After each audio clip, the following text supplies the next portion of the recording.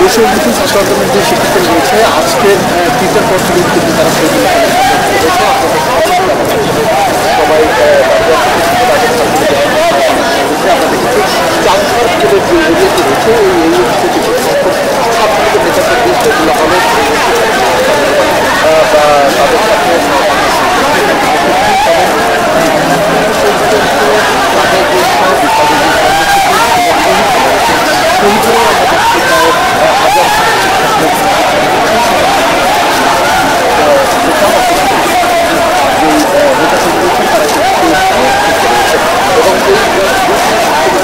অবস্থা রয়েছেন যারা দাবি করেছেন তারা এক দফা দাবি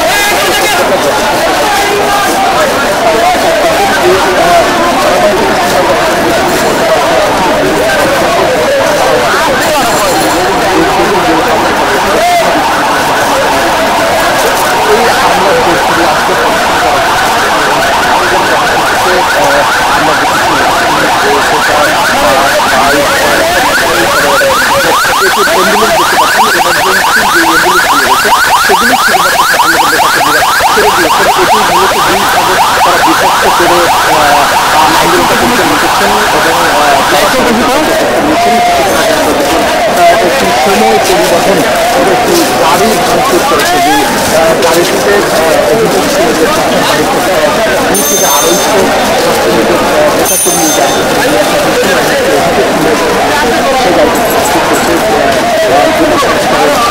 দাবিতে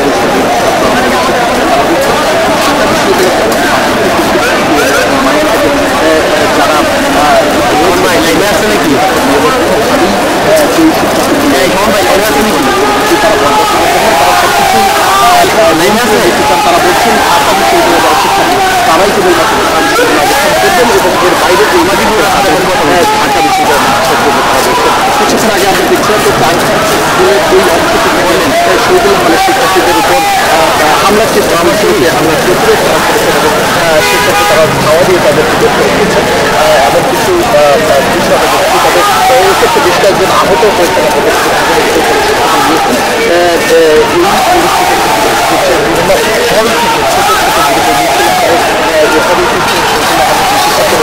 তাদের সাথে যোগ দিচ্ছেন ছাত্র আন্দোলনের যে নেতাকর্মী রয়েছে তারা মাঠে অবস্থান করবে তারা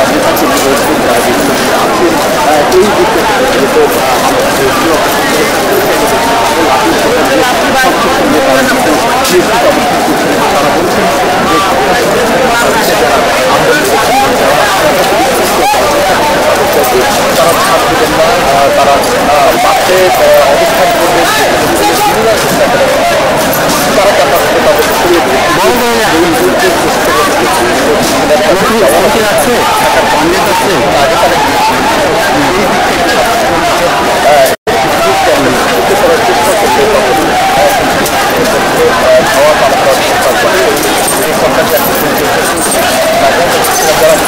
জরুরি ভিত্তিতে যারা গোল তারা কিন্তু এই দিকটা থেকে যেতে পারবেন না যারা সাফল শিক্ষার্থী রয়েছেন এই যে দেখতে পাচ্ছেন আগে শিক্ষার্থীদের ছুড়ে মারা হয়েছিল এবং এই পাশের বোতলগুলো আমরা দেখতে পাচ্ছি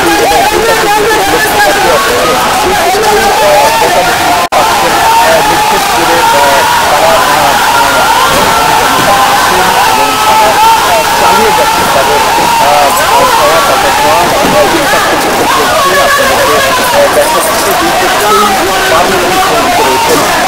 তবে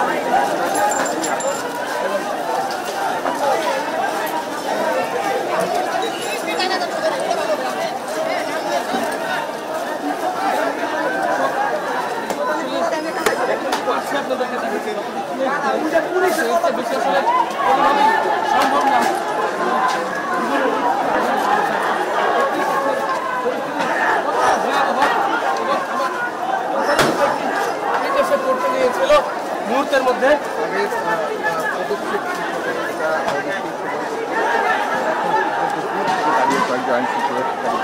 পরিদর্শন করছেন, তারা দেখছেন গোয়েন্দা সংস্থারও কিছু মানুষ রয়েছেন, তারাও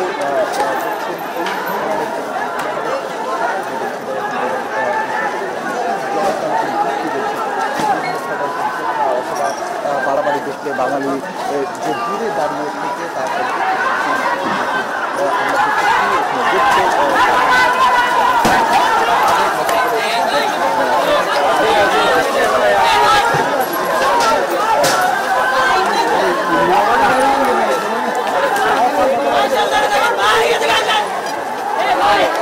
আরিফ ভাই দৌড় আছে দৌড়ে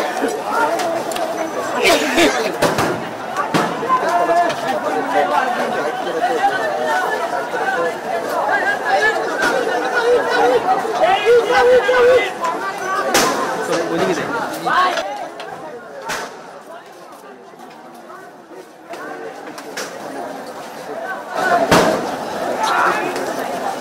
শাবান ভাই আমি চেঞ্জ হয়ে আইছি, অন্যদিকে আইছি।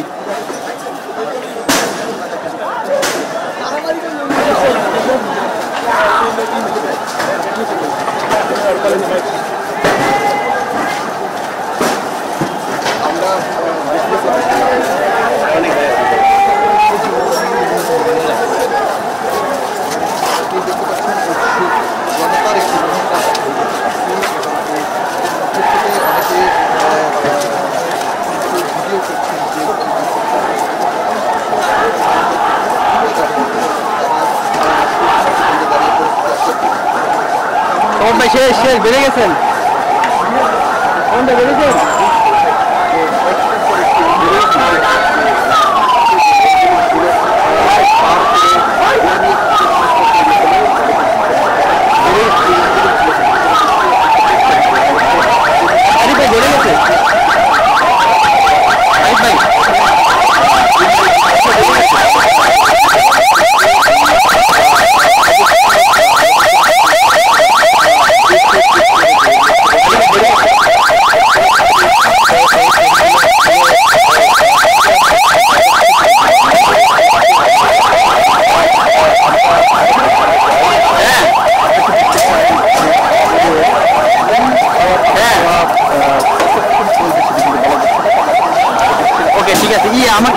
বেড়ে গেছেন আছে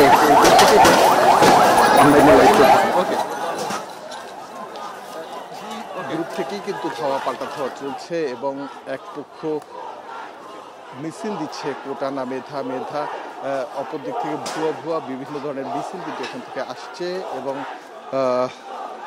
সব কিছু মিলিয়ে একটি উত্তপ্ত পরিবেশ চাঙ্খার করে ইতিমধ্যেই আধা ঘন্টার বেশি সময় পার হয়ে গিয়েছে। ধাওয়া পাল্টা ধাওয়া চলছে, তবে ছাত্রলীগের এখন পর্যন্ত বড় ধরনের কোনো গ্রুপ যারা রয়েছেন তারা কিন্তু রাজু ভাস্কর্যের দিকে অবস্থান করছেন। অপরদিক থেকে উপর থেকে আমরা দেখেছি কিছু কিছু মানুষ পানি দিয়ে শিক্ষার্থীদের হেল্প করার চেষ্টা করছেন, তারা পানি সহায়তা দিচ্ছে সাধারণ শিক্ষার্থীদের, এমনটা আমরা দেখেছি। এখানে যারা যেসব শিক্ষার্থী রয়েছেন, যেসব মানুষ রয়েছেন, তারা বলছেন যদি দাবিটি যৌক্তিক হয় তাহলে সেক্ষেত্রে বিবেচনা করা যায় কিনা অথবা উচ্চ আদালত বিবেচনা করে দেখবেন কিনা সেই বিষয়টি যেমন রয়েছে, তেমনি অপরদিক থেকে স্বাধীনতার পক্ষের যারা শক্তি রয়েছেন তারা বলছেন কোনোভাবেই মুক্তিযুদ্ধ এবং স্বাধীনতার ক্ষেত্রে তারা কোনোভাবেই আপোষ করবেন না, সেক্ষেত্রে যা কিছুই হোক না কেন। এবং আপনারা দেখতে পাচ্ছেন ইট পাটকেল নিক্ষেপ হচ্ছে, দুই গ্রুপেরই কেউ কেউ ইট ভাঙছেন, ভেঙে নিক্ষেপ করছেন এবং এই সব কিছুই চলছে বিগত অনেকখানি সময় ধরে। তবে উপর দিক থেকে ছাদের উপর থেকে কেউ কেউ ইট মারছেন এমন পরিস্থিতি আমরা দেখতে পাচ্ছি। হোটেল ভিক্টোরি আজকে যেহেতু আশুরার প্রথম দিনের একটি কর্মসূচি থাকার কথা, এই হোসনি দালানের যারা রয়েছেন হোসনি দালানের আশেপাশে এই দিকটিতে কিন্তু কিছুটা সংঘর্ষ যদি ছড়িয়ে পড়ে সেক্ষেত্রে এই অবস্থা আরও খারাপ হতে পারে। কেউ কেউ বেঞ্চ দিয়ে ব্যারিকেড তৈরি করে তারপরে ইট পাটকেল রোখার চেষ্টা করছেন। আপনাদেরকে যদি শিক্ষার্থীদের একটি শিক্ষার্থীদের অবস্থা দেখাই তাহলে তারাও কিন্তু একের পর এক ইট ছুড়ে যাচ্ছেন এবং দুই পক্ষের মধ্যে ঢিল ছোড়াছুড়ি হচ্ছে। তবে এখন পর্যন্ত হতাহত আমরা যে বিষয়টি জানতে পেরেছি সেটি 10 জনের বেশি হবে এমন একটা পরিসংখ্যান দিয়েছেন ঢাকা মেডিকেল কলেজ হাসপাতালের যেই পুলিশ ফাঁড়ি রয়েছে সেই পুলিশ ফাঁড়ির বাথরুমে। তবে সাধারণ শিক্ষার্থীরা বলছেন যে এই হতাহত সংখ্যা হয়তো আরও বাড়বে এমন একটি তথ্য তারা আমাদেরকে জানিয়েছেন। এই মুহূর্তে এই এলাকাটি পুরোটি একটি রণক্ষেত্রে পরিণত হয়েছে। ইট ছুটছেন এবং অপর দিক থেকে একে অপরের দিকে ধাওয়া পাল্টা ধাওয়ার যেই ঘটনা সেগুলো কিন্তু হচ্ছে। তবে আইন শৃঙ্খলা রক্ষাকারী বাহিনীর যারা সদস্য রয়েছেন তারা কিন্তু শুধুমাত্র দূর থেকে, কারণ এই যেই এরিয়াটি রয়েছে এটি কিন্তু ঢাকা বিশ্ববিদ্যালয়ের ঠিক বাইরের এরিয়া, আইন শৃঙ্খলা রক্ষাকারী বাহিনীর যদি দেখায় আপনাদেরকে এই কর্নারের দিকে তারা কিন্তু দাঁড়িয়ে আছে, তারা দেখছে যে পরিস্থিতি অবশ্যই যে কয়জন আইন শৃঙ্খলা রক্ষাকারী বাহিনীর সদস্য এখানে রয়েছেন তাদের পক্ষে কিন্তু এত বড় যেই ক্রাউড রয়েছে, শিক্ষার্থীদের যে গ্যাদারিং রয়েছে সেটি হ্যান্ডেল করা কতটুকু সম্ভব হবে সেটা কিন্তু প্রশ্ন সাপেক্ষের জন্যই তারা দূরে দাঁড়িয়ে দেখছেন। কারণ যারা শিক্ষার্থী রয়েছে তারা আইন শৃঙ্খলা রক্ষাকারী বাহিনীর সাথে সদয় আচরণ করবেন এমনটা খুব একটা মনে করছেন না তারা। তবে ডিএমপি কমিশনার গতকালকে বলেছেন আইন শৃঙ্খলা রক্ষা যদি অবনতি হয় সেক্ষেত্রে যে কোনো ধরনের যদি কর্মসূচি তারা পালন করেন সেটা দেখবেন। এই মুহূর্তে আবারও কিন্তু একটি ধাওয়া পাল্টা ধাওয়া মতো পরিস্থিতি তৈরি হয়েছে। শিক্ষার্থীরা নতুন একটি গ্রুপ আবারও অ্যাড হয়েছেন, যোগ হয়েছেন, ধাপে ধাপে তারা কিন্তু এই মারামারি চালিয়ে যাচ্ছেন আমরা দেখতে পাচ্ছি ইট পাটকেল নিক্ষেপ। আমরা যদি অপর দিক থেকে যারা বিপরীত দিকে কারা রয়েছেন এইসব মানুষদের যদি একটু দেখাতে চাই সেক্ষেত্রে আপনি দেখতে পাচ্ছেন যে ঠিক সামনে ধরে হেলমেট পরে অনেকেই কিন্তু দাঁড়িয়ে আছেন অপর দিক থেকে এবং তারা তাদের ইট কতটুকু পর্যন্ত আসবে এটা কিন্তু আমরা দুই পক্ষের মুখোমুখি অবস্থান চেষ্টা করছেন। আপনারা নিশ্চয়ই দেখতে পাচ্ছেন দুই পক্ষের যে মারামারি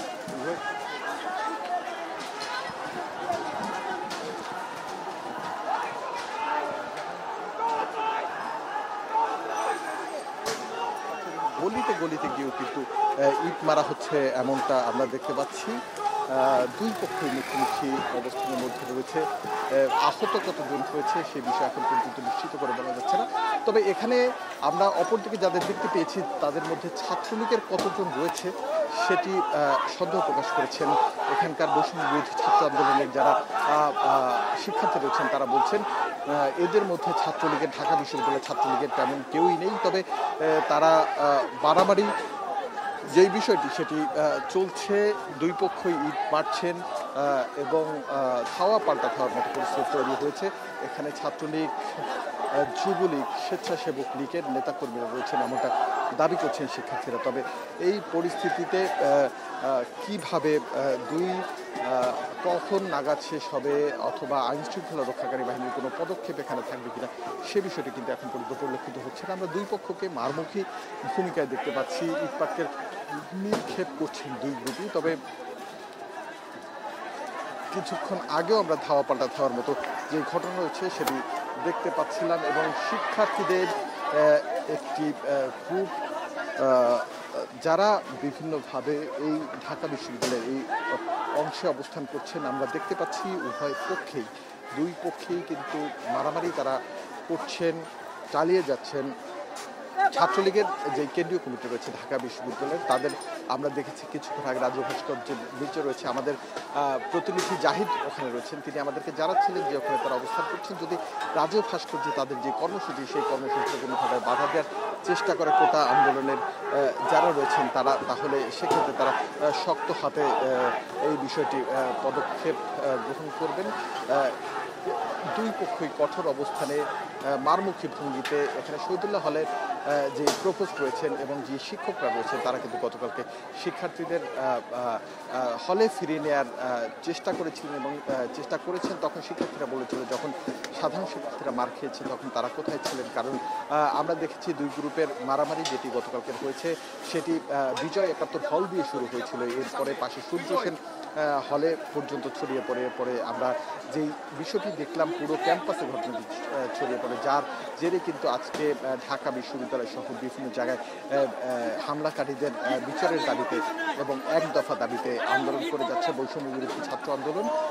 এই আন্দোলনের নেতাকর্মীরা তারা বলছেন যে তাদের ন্যায্য দাবি যদি পূরণ না করা হয় মেধাশূন্য হয়ে পড়বে বাংলাদেশ এবং এই মেধাশূন্য হয়ে পড়া এবং তাদের জীবিকার যে তাগিদ, ঢাকা বিশ্ববিদ্যালয়ের মতো একটি প্রতিষ্ঠানে শিক্ষার্থী হয়ে অনেক সময় দেখা যায় তাদের তৃতীয় শ্রেণী, চতুর্থ শ্রেণীর চাকরি করার প্রয়োজন পড়ে। সেই বিষয়টি তারা মেধাবী হয়েও কেন তাদের তৃতীয় চতুর্থ শ্রেণী চাকরি করার প্রয়োজন পড়ে এর ব্যাখ্যা হিসেবে তারা বলেছেন যে তাদের মেধা থাকার পরও ৫৬%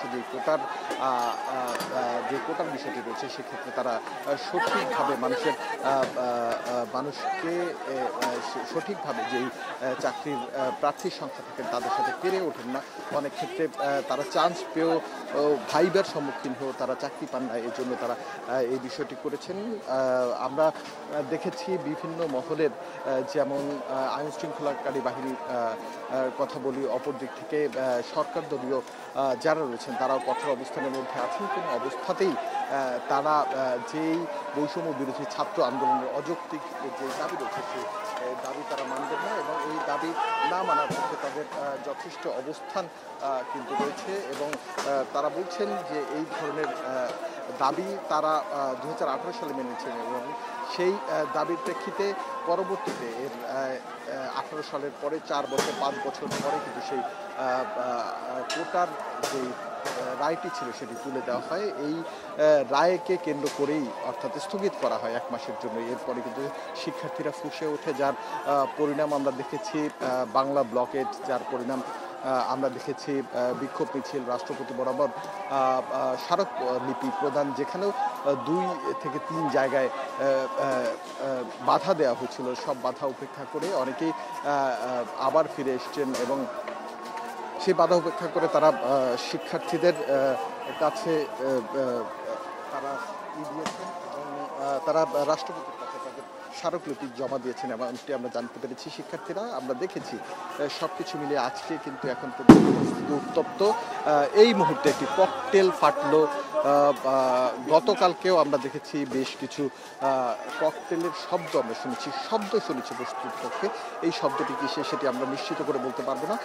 এই শব্দটি বিভিন্ন মহলের এবং আমরা দেখতে পাচ্ছি কিছুটা শব্দ আমি শব্দ দেখছি।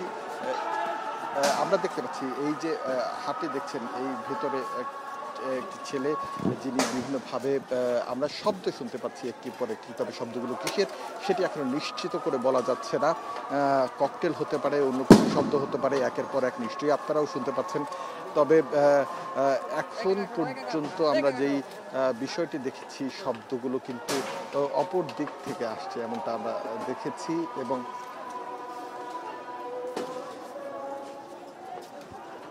আমরা দেখতে পাচ্ছি যে সাধারণ শিক্ষার্থীরা কিন্তু ধাওয়া পাল্টা ধাওয়ায় জড়িয়ে পড়েছেন। এখানে চাংখারপুর এলাকা পুরোটা রণক্ষেত্রে পরিণত হয়েছে। একদিকে যেমন সাধারণ শিক্ষার্থীরা রয়েছেন, অপর দিকে রয়েছেন ছাত্রলীগ যুবলীগের নেতাকর্মীরা। তারা বিভিন্নভাবে তারা চেষ্টা করছেন তাদের জায়গাগুলো তৈরি করার এবং দুই গ্রুপের মুখোমুখি অবস্থানে কোনোভাবেই কেউ হাল ছাড়ছেন না। আমরা যদি আপনাদেরকে একটু দেখাতে চাই অপর দিক থেকে যারা রয়েছেন তারা কোন দলের কোন ইস্যুর সমর্থক সেটা নিশ্চিত হয়ে বলা না গেলে তারা কতটুকু ছাত্র সে বিষয়টি কিন্তু নিশ্চিত করে বলা যাচ্ছে না তারা কারা। এবং আমরা কিন্তু এই মুহূর্তে এই দিক থেকে খুব একটা ভালোভাবে তাদের পরিচয় নিশ্চিত করে বলতে পারছি না। তবে এই বিষয়টি আমরা দেখেছি যে বৈষম্যবিরোধী ছাত্র আন্দোলন যে শিক্ষিত রয়েছে তাদের সাথে তারা জড়িয়ে পড়েছেন ধাওয়া পাল্টা ধাওয়ায় এবং এই জড়িয়ে পড়ে তারা কিন্তু সামলিয়ে রয়েছেন এমনটা আমরা দেখতে পাচ্ছি। নিশ্চিত করে আমরা দেখছি দুই পক্ষই মারমুখী অবস্থানের মধ্যে রয়েছে।